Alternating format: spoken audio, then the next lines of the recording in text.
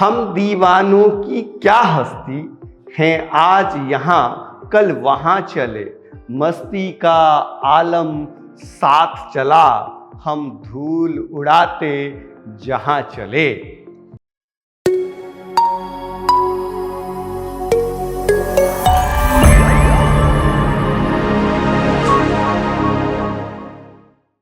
नमस्ते बच्चों, हम आज एक नई पाठ लेकर के पढ़ेंगे जो कक्षा 8 की पाठ संख्या 3 है।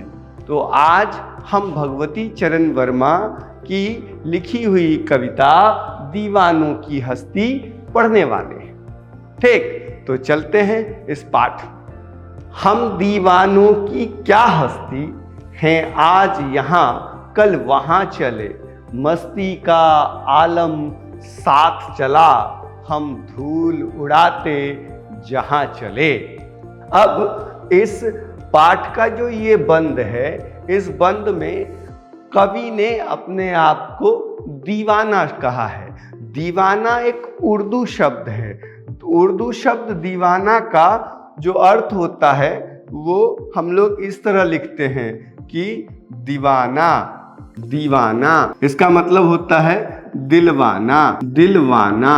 और दीवाना जो हम लोग पढ़ रहे हैं, दीवाना, तो दीवाना का मतलब होता है पागल, जो अर्थ लिया जाता है पागल या अपने में खोया रहने वाला, खोया रहने वाला। ठीक, तो अब यहां पर जो अर्थ लिया है कवि ने, वो लिया है अपने में खोया रहने वाला, अपने में खोया रहने वाला, जो किसी से कोई लाय लपट नहीं, किसी का ना कुछ लेना है ना देना है, अपने मस्ती में चूर रहना है। ठीक, अपने लिए अपने जीवन में आगे बढ़ते रहना है। हाँ, हमसे किसी का भला हो यह सब चाहता है, हमसे किसी का बुरा ना हो, यही इस पाठ की भूमिका है। तो हम पढ़ते हैं दीवाना शब्द, दीवानों की हस्ती शब्द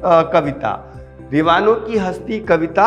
हम आगे बढ़ते हैं और इसके अर्थों को जानते हैं। हम दीवानों की क्या हस्ती, हस्ती का मतलब होता है मुकाम, हस्ती का मतलब होता है मुकाम, हस्ती का मतलब होता है हैसियत, हस्ती का मतलब होता है औकात। ठीक, तो हम दीवानों की क्या औकात है, हम दीवानों की क्या हस्ती है, क्या हैसियत है, हमारा तो ऐसे ही चलता है।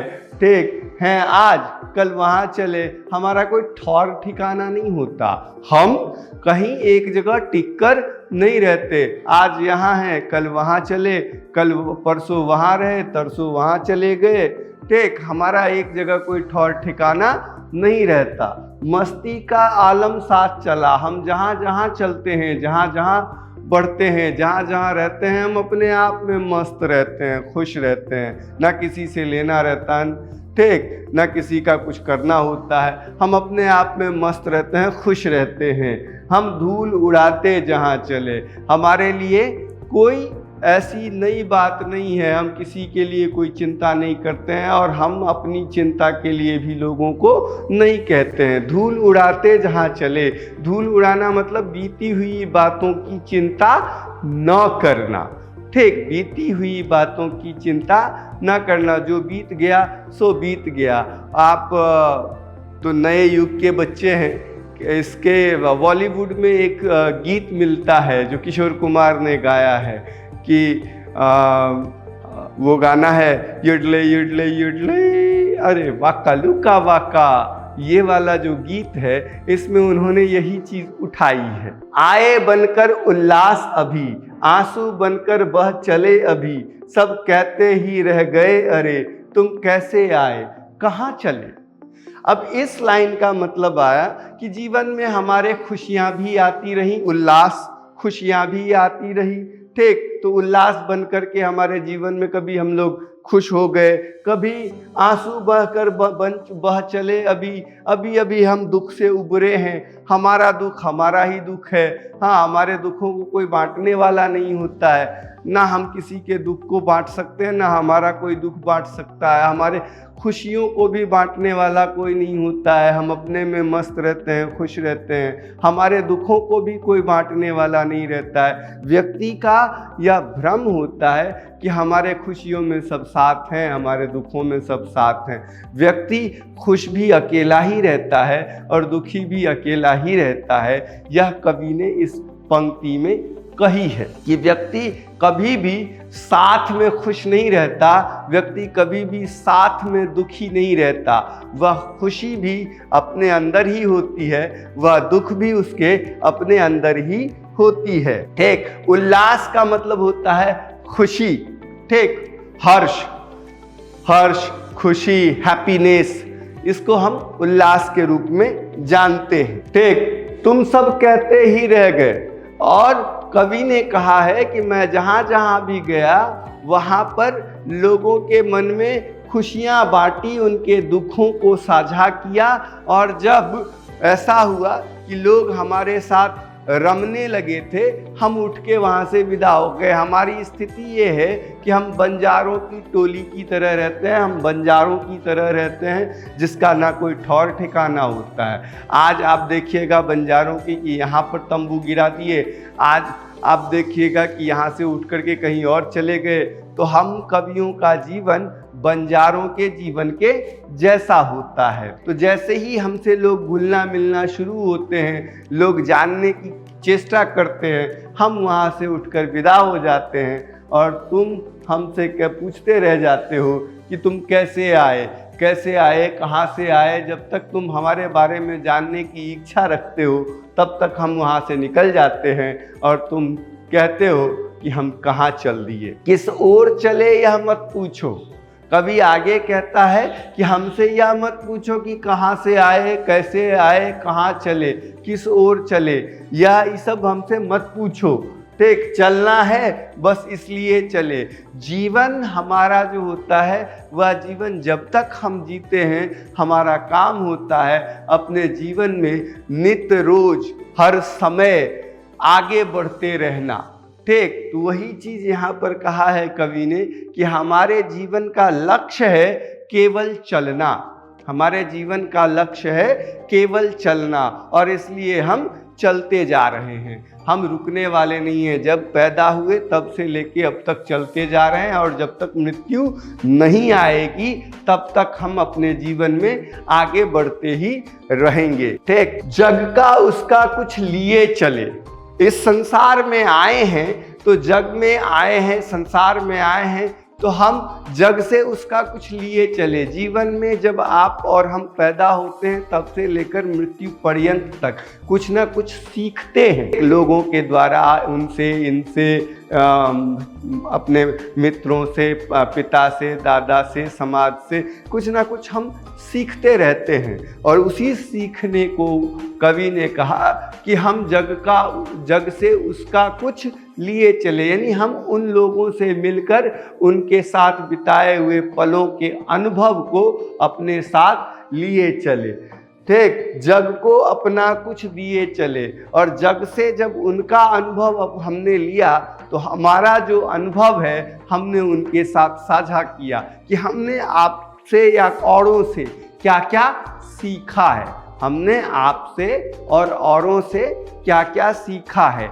बस यह अनुभव का आदान प्रदान हम करते हुए आगे बढ़ते चले जाते हैं अपने जीवन में। दो बात कही, दो बात सुनी, दो बात कही, दो बात सुनी, कुछ हंसे और फिर कुछ रोए, छक्कर सुख दुख के घूंटों को हम एक भाव से पिए चले। ठीक, अब यहाँ पर उन्होंने थोड़ा दार्शनिक अंदाज में बताया है, एकदम दर्शन शास्त्र के अनुसार उन्होंने इस छंद को बताया है कि लोगों के साथ जब हम मिले तो अपनी दो बातें कहीं उनसे। ठीक, अपनी दो बातें उनसे कहीं, कुछ उनकी बातें सुनी, अपनी बातें कहीं, उनकी बातें सुनी, कुछ हंसे, उस बीच में उन बातों के क्रम में कुछ ऐसे पल भी आए जो हम खुश हो लिए, कुछ ऐसे पल भी आए बातचीत के क्रम में लोगों के साथ रहते हुए, सुख और दुख जिसको कहते हैं, कि कभी सुखी का माहौल आया तो हम खुश हो गए, जब दुख का माहौल आया तो हम दुखी हो गए। ठीक, छक्कर सुख दुख के घूंटों को हम एक भाव से पिए चले।